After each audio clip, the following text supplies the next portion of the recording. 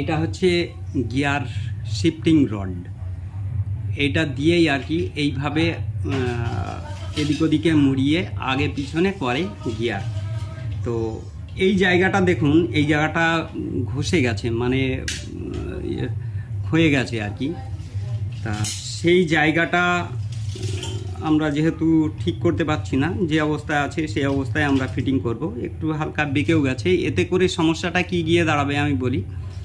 Gear সঠিকভাবে neutral হবে না, 1 নম্বর। 2 নম্বর, এদিক ওদিকে শিফট হবে না।